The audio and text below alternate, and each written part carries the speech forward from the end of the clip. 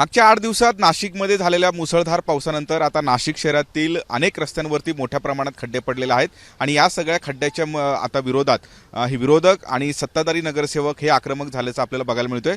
माझ्यासोबत राष्ट्रवादी काँग्रेसचे नेता आणि नगरसेविका आहेत जे हेमलता पाटील।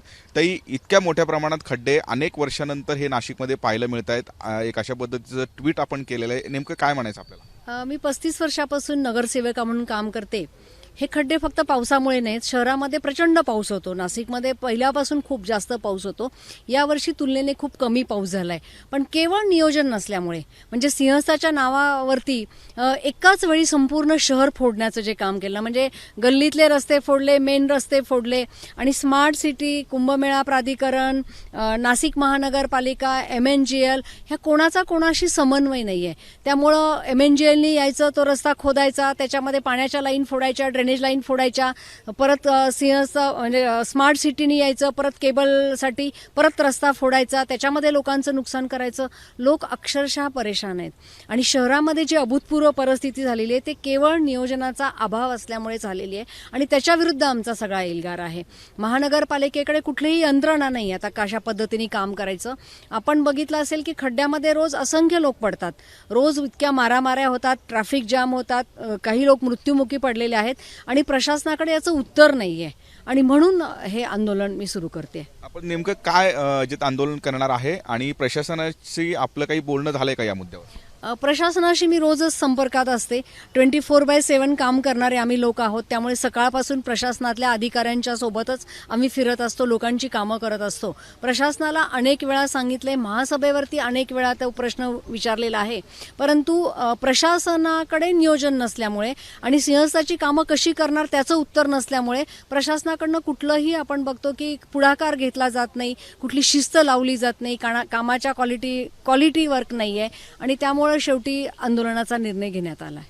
काय आंदोलन करणार आहे आपण? नेमकं आंदोलन काय? शहर खूप मोठं आहे आणि उद्या असं नको व्हायला की आम्हाला 4 दिवसांचीच मुदत दिली आणि स्टंटबाजी केली। त्यामुळे प्रशासनाला 15 दिवसामध्ये जर शहर पूर्णपणे खड्डेमुक्त झालं नाही तर मी आमरण उपोषणाला बसणार आहे। तरी आपण या परिसरामध्ये येऊन या मटेरियलची सुद्धा पाहणी केलेली आहे, नेमकं काय आपल्याला आढळून आलं इथे? मी रोज मला लोकांचे फोन येतात की आमच्या इथे डबर टाकून द्या, खडी टाकून द्या। मी प्रशासनाच्या त्या शेडवरती जाऊन बघते की किती मटेरियल पडलं। 2 दिवसापूर्वी मटेरियल नव्हतं, आता मी शेडवर गेलं तर ते म्हणे की ईदगाव मैदानमध्ये मटेरियल आहे। आमचा पश्चिम प्रभाग आहे, 7, 12, 13 आहेत, अतिशय मोठे, म्हणजे गंगेपासून ते सिटी सेंटर मॉलपर्यंत असे हे सगळे प्रभाग आहेत आणि आपण बघितलं की इथं थोडीशी खडी पडली आहे, थोडीशी डबर पडलेला आहे आणि एवढ्याशा मटेरियलमध्ये हे संपूर्ण पश्चिम प्रभाग हा खड्डेमुक्त करणार आहेत। ते कसा करणार आहेत?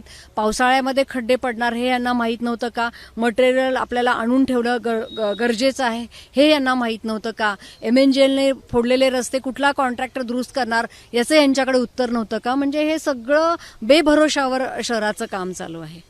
तर नाशिक शहरातील जे रस्त्यांवरती खड्डे पडलेले आहेत या सगळ्या मुद्द्यावरती आता नगरसेवक आक्रमक जे होताना आपल्याला बघायला मिळतोय। राष्ट्रवादीच्या नेत्या आहेत जे गेल्या अनेक वर्षांपासून ते काँग्रेसमध्ये सुद्धा काम केलेलं आहेत, एक अभ्यासू व्यक्तिमत्व म्हणून जे ते काँग्रेसच्या राष्ट्रवादीच्या नेत्यांची ओळख आहे। आता जे हेमलता पाटील हे आंदोलनाचा जे इशारा देत आहेत, पुढच्या 10-12 दिवसामध्ये नाशिक शहरातील खड्डे बुजले नाही तर मी जे एकूणच जे आंदोलन करू अशा पद्धतीचं जे इशारा आता नगरसेवक देताना आपल्याला बघायला मिळत आहे। किरण गोटूर, जय महाराष्ट्र न्यूज, नाशिक।